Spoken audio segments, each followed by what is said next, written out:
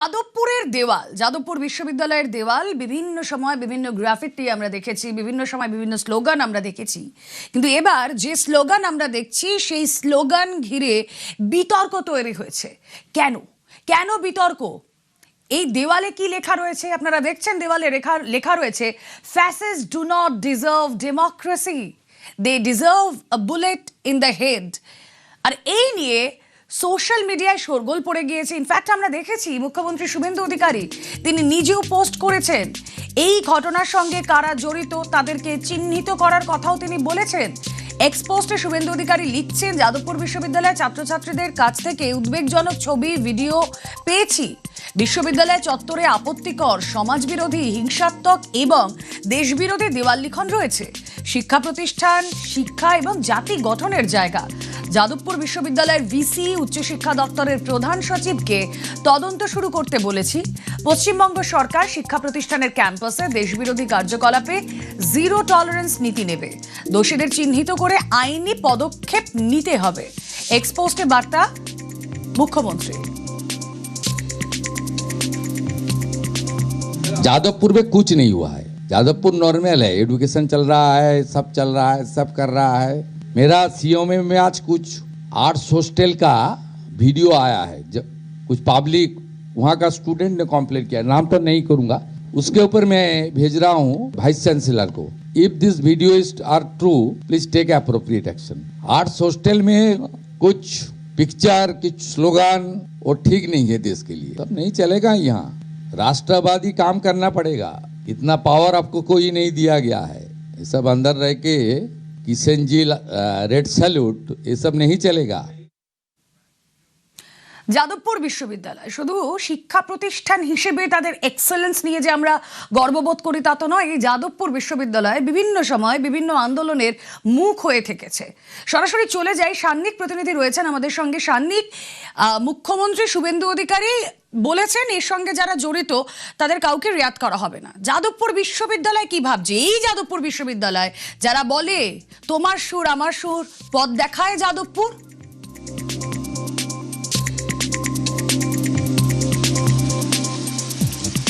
মুখ্যমন্ত্রীর বার্তা একেবারে স্পষ্ট, যাতে কোনো রকম ভাবেই এই ধরনের বার্তা যারা ইউনিভার্সিটির দেয়ালে, সব থেকে বড় কথা একটা শিক্ষাঙ্গন তার দেয়ালে যারা লেখেন তাদের ক্ষেত্রে জিরো টলারেন্স, কোনো রকম ভাবেই কোনো শিক্ষা প্রতিষ্ঠানের ভেতরে তার অটোনমাস বডি, তার মধ্যে যে কেউ রেয়াত পেয়ে যাবে তা কিন্তু এবার হবে না, তেমনটাই তিনি বার্তা দিয়েছেন। শুধুমাত্র যাদবপুর বিশ্ববিদ্যালয় নয়, পাশাপাশি উচ্চশিক্ষা দপ্তরের প্রধান সচিবকেও তিনি নির্দেশ দিয়েছেন এর বিরুদ্ধে একটি তদন্ত করার। এই তদন্ত করার পরে কি তথ্য উঠে আসে এবং যাদবপুর বিশ্ববিদ্যালয়ের সঙ্গে উচ্চশিক্ষা দপ্তর সমন্বয় রেখে এই গোটা তদন্ত পদ্ধতি তারা এগিয়ে নিয়ে যাবেন এবং এই তদন্তের পরে কি তথ্য উঠে আসে তার উপর পুরোটাই নির্ভর করছে। তারপরে তার বিরুদ্ধে শুধুমাত্র বিশ্ববিদ্যালয় পদক্ষেপ নেবে নাকি এর বিরুদ্ধে আইনি পদক্ষেপ, কারণ আইনি পদক্ষেপের কথা কিন্তু মুখ্যমন্ত্রী বুঝিয়েছেন।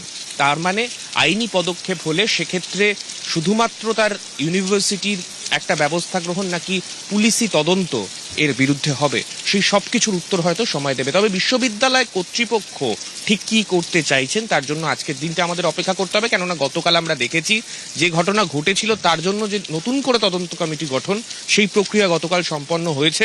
আজকে বিশ্ববিদ্যালয়ের কার্য সময়ের মধ্যে আজকে উপাচার্য ঠিক কি নির্দেশ দেন, কেননা উপাচার্যের ওপরই পুরোটা নির্ভর করছে। মুখ্যমন্ত্রী উপাচার্যকেই নির্দেশ দিয়েছেন এই রকম যে বিভিন্ন ওয়াল পেইন্টিং গুলো রয়েছে সেগুলো কারা করেছে তাদেরকে চিহ্নিত করার কাজ করতে হবে, তা নিয়ে তদন্ত করতে হবে এবং এই গোটা প্রক্রিয়াতে যাদবপুর বিশ্ববিদ্যালয় কর্তৃপক্ষ কতটা সক্রিয় ভূমিকা নেয় সেই দিকে আমাদের নজর থাকবে। তবে অবশ্যই যাদবপুর বিশ্ববিদ্যালয় কর্তৃপক্ষের তরফে যদি এই তদন্তর রিপোর্টে কোনো উল্লেখযোগ্য কোনো কনক্লুশন যদি না পাওয়া যায়, সেক্ষেত্রে পরবর্তীতে কি, সেক্ষেত্রে কি পরবর্তীতে পুলিশি তদন্ত বা পরবর্তীতে আরো অন্য কিছু আসতে চলেছে, সেই দিকেও কিন্তু অবশ্যই আমাদের নজর রাখতে হবে।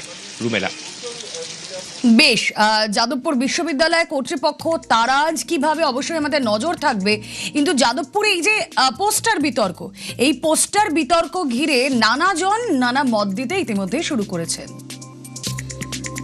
কোনো গুলি মারা স্লোগান আমরা সমর্থন করি না। কোনো গুলি মারা স্লোগান লেখা যেতে পারে না, এটা হতে পারে না। এই গুলি মারা স্লোগান আমরা শেষ শুনেছি কিন্তু বিজেপিরই একাংশের লোকজনের মুখে, গলি মারো সালোকো, আমরা নিন্দা করেছিলাম। ফ্যাসিবাদী তাদের আমরা গণপ্রতিরোধ, মতাদর্শগত আন্দোলন, মানুষের দরবারে গণতান্ত্রিকভাবে পরাস্ত করব, গুলি মারা স্লোগান হতে পারে না। এর জন্য আবার যেন এরা কোনো গুন্ডা না পাঠিয়ে বসে, তো মহা মুশকিল। যদি আইনে ব্যবস্থা হয়, পুলিশ প্রশাসন কারা লিখেছে, কেন লিখেছে, তারা খতিয়ে দেখুন। গুলি মারা স্লোগান আমরা সমর্থন করি না। যা হবে মতাদর্শগত লড়াই, গণতান্ত্রিক ভাবে হবে। যারা অন্যের মতকে সহ্য করতে পারে না, এই অসহিষ্ণুতার যে নমুনা, সেটা গোপালচন্দ্র সেনকে এই ইউনিভার্সিটির মধ্যে খুন করা হয়েছে, এই বামপন্থীরা খুন করেছে। গোপালচন্দ্র সেনকে হত্যা করার মধ্যে থেকে যে অসহিষ্ণুতা শুরু হয়েছে তার শেষ হওয়া দরকার। যারা মাওয়ের ভাবনায় উদ্বুদ্ধ হয়, মাও সেতুং সারা জীবনে কত মানুষকে খুন করেছেন, স্ট্যালিন সারা জীবনে কত মানুষকে খুন করেছেন। তাই স্ট্যালিনের ভাবনা, মাও সেতুং এর ভাবনা তো খুন করার ভাবনা। তো এরা যদি তাদেরকে নিজেদের আদর্শ মনে করেন, তাই ওটার মধ্যে ঘাবড়ানোর কিছু নেই। ফ্যাসিস্ট কারা? নরেন্দ্র মোদী যে সমস্ত কাজ করছে, কথা বললেই গলা চিপে ধরছে, দেশের ধর্মনিরপেক্ষতা, দেশের গণতন্ত্র, সংবিধানের কোনো কিছু বালাই রাখছে না, সেই সরকারকে ফ্যাসিস্ট সরকার ছাড়া আর কি বলবে? এই তরুণ প্রজন্ম, যাদেরকে জেনজি বলা হয়, তারা পরিষ্কার ঘোষণা দিচ্ছে যাদবপুরের মাটিতে দাঁড়িয়ে সেখানকার ছাত্রছাত্রীরা বর্তমানে দেশের যা অবস্থা সেটাকে আরো জোরালো ভাবে মানুষের কাছে, ছাত্রছাত্রীদের কাছে পৌঁছে দেওয়ার কাজ করছে। যারা বলছে যে ধর্মকে বাঁচানোর জন্য স্বস্তিক চিহ্ন, তারা নিজেদেরকেও বলবো যে ভাই একটু দেখে আসো, ধর্মীয় পাঠ পড়ে আসো, হিটলার কি করেছে, মুসলিনি কি করেছে সেটা জানো, তাদের প্রতীক কি ছিল সেটা জানো। বরাবরই ইতিহাস মানে নাথুরাম, শ্যামাপ্রসাদ, সাভারকার, এর বাইরে বেরোতে না পারো, তাহলে তো ওরকম হবেই। যদি আপনি বলেন যে না, ফ্যাসিবাদকে ভালোবাসতে হবে, তো সেটা আরএসএস এর কাজ, এবিভিপির কাজ।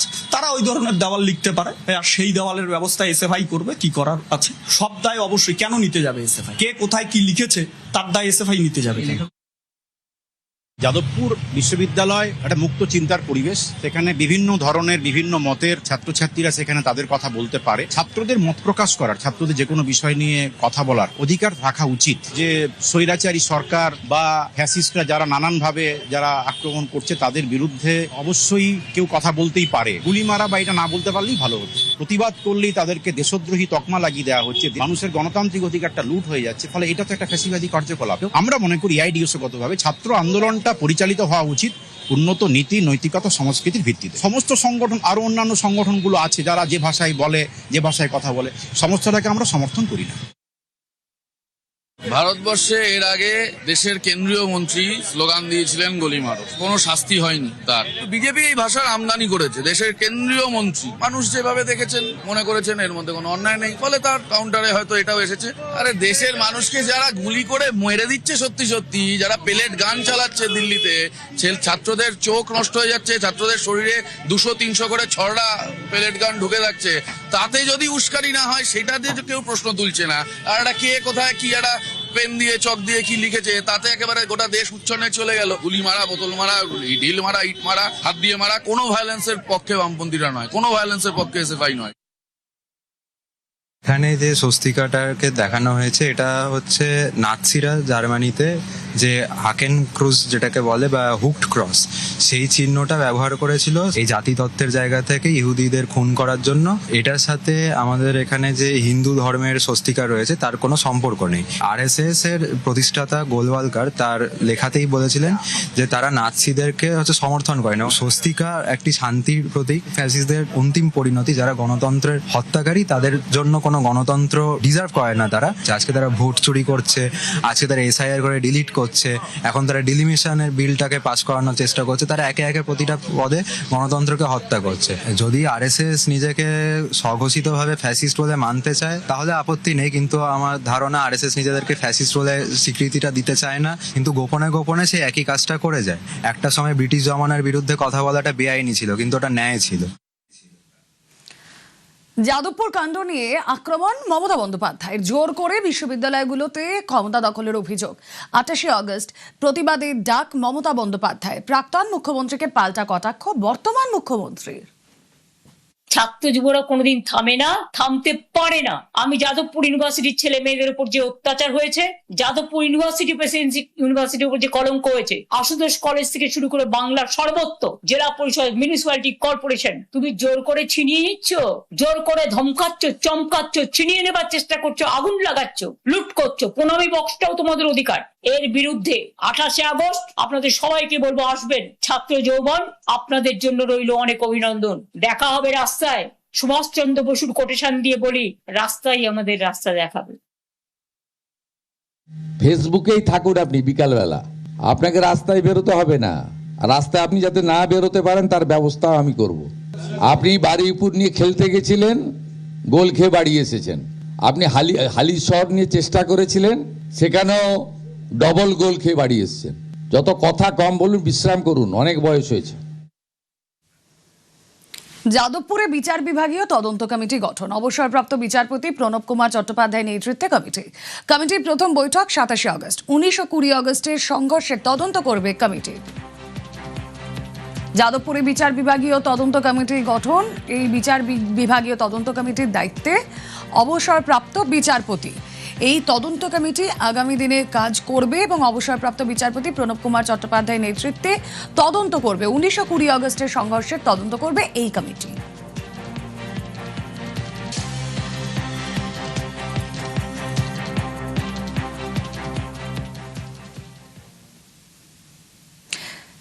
যাদবপুর বিশ্ববিদ্যালয়ে কর্তৃপক্ষের বিরুদ্ধে উদাসীনতার অভিযোগ, ভিডিও দেখিয়ে অভিযোগ এবিভিপি। 2025-এ 2 বামপন্থী সংগঠনের সংঘর্ষ। যাদবপুর বিশ্ববিদ্যালয়ের 3 নম্বর গেটের লোগো তা ভেঙে যায়। বছরের পর বছর কেন ভাঙা অবস্থায় লোগো, প্রশ্ন তুলে পদক্ষেপের দাবি এবিভিপির। আমরা যাদবপুর ইউনিভার্সিটির 3 নম্বর গেটের সামনে দাঁড়িয়ে আছি। আপনাদেরকে একটা জিনিস দেখাচ্ছি। যাদবপুর ইউনিভার্সিটির 3 নম্বর গেট, এখানটায় ইন্ডিয়ানের যে বাইরে সেটা নেই, এখানে একটা বর্ডার থাকে, সেই বর্ডারটা নেই।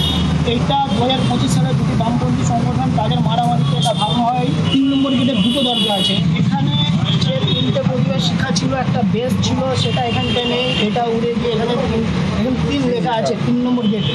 যাদবপুরের উড়ে চলে গেছে, যে এমব্লেমটা আছে এখানে এমব্লেমটা নেই। এখানে বিশ্ববিদ্যালয়ের অন্তস্থ নেই। গত 1 বছর ধরে 2টি বামপন্থী সংগঠনের দ্বারা ভেঙে পড়ে আছে। কেন কথা হচ্ছে না? শুধু এবিভিপিকে বদনাম করার জন্য এটা হচ্ছে, তাই তো? যাদবপুর ইউনিভার্সিটির গরিমা নিয়ে বামপন্থীরা বিন্দুমাত্র ইন্টারেস্ট নয়। তারা শুধু নিজেদের গ্রহণযোগ্যতা বাড়ানোর জন্য এই যাদবপুর ইউনিভার্সিটি বা বিভিন্ন আর্টিস্টদের ব্যবহার, মানে যে কার্যক্রম, সেগুলোকে ব্যবহার করতে ব্যস্ত।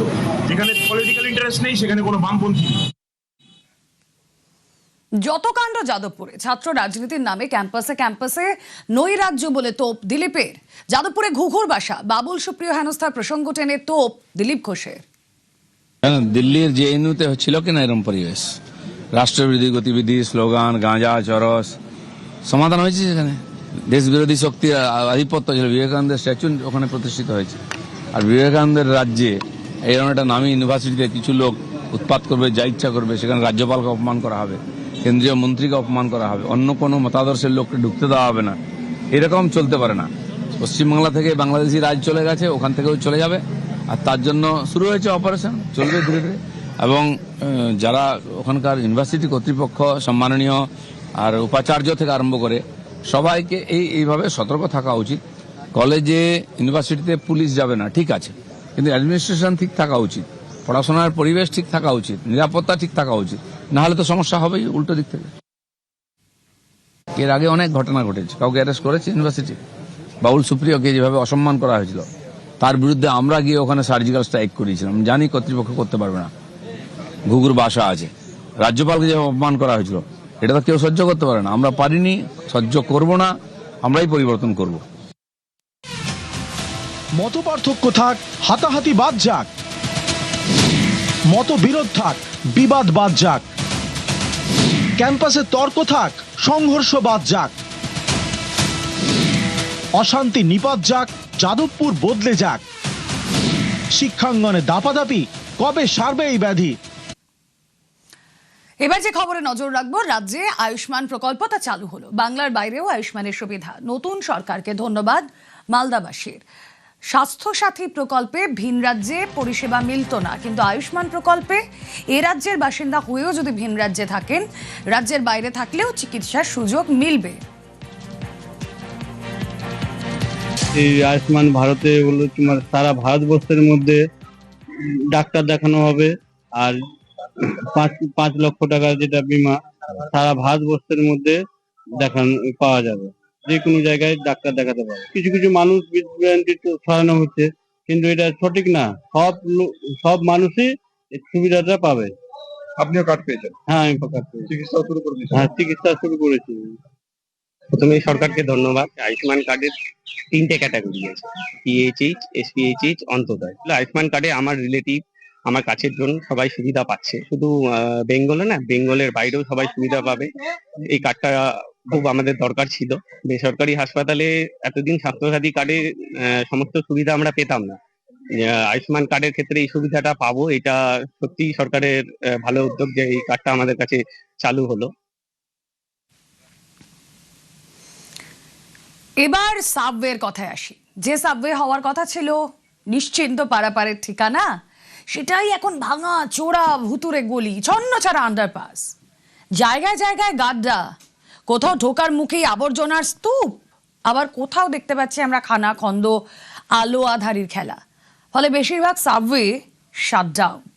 আর বৃষ্টি হলে কথাই নেই, জল জমে সাবওয়ে যেন সুইমিং পুল।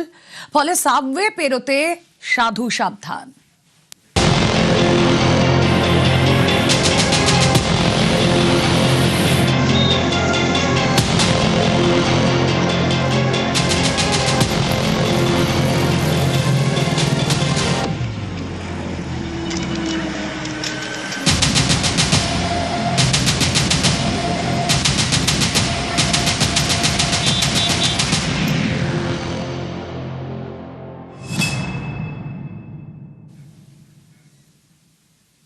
কিছু টুকরো ছবি শুরুতে দেখালাম, আসুন এবার পশ্চিম মেদিনীপুরের পিংলার ছবিটা দেখায়। সাবওয়ে আছে, হ্যাঁ, খড়গপুর কলকাতা 16 নম্বর জাতীয় সড়ক, তার নিচে এই আন্ডারপাসের অবস্থা দেখুন। এখান দিয়ে চলাচল করা যায়? তার কোথাও মাছ চাষ, কোথাও জমা জল, কোথাও ছাউনি। নিউজ 18 বাংলার ক্যামেরায় জাতীয় সড়কের বেহাল দশা।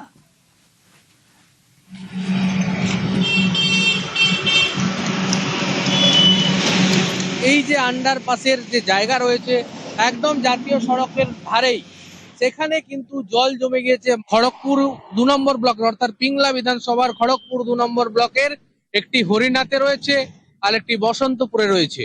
দুটোরই অবস্থা বেহাল, বছরের পর বছর একইভাবে পড়ে রয়েছে।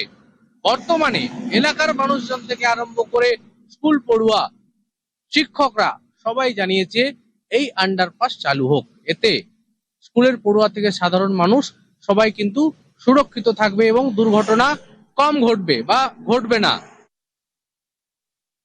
আমরা প্রথম থেকে যখনই হয় তারপরেই এই অবস্থাতেই পড়ে আছে। এধাতে কেউ লোক যাতায়াত করেনি। নিচে দেখুন হচ্ছে যে মানে এক মানুষের উপরে জল, কোনো মানুষ যাতায়াত করতে পারে না। সামনে স্কুল আছে, একটা উচ্চ মাধ্যমিক স্কুল, প্রায় 1,500 থেকে 2,000 ছেলে মেয়ে পড়াশোনা করে। এখানে প্রায় অ্যাক্সিডেন্ট হচ্ছে। এটা বিগত প্রায় 10-12 বছর হলো, যখন নতুন রোড হয় তখন অকেজো হয়ে পড়ে আছে, মাঝখানে জল জমে আছে, যাতায়াতের কোনো পরিষেবা নেই। কেন যা পথ দুর্ঘটনা হচ্ছে, এতে অবশ্যই প্রয়োজন এটা।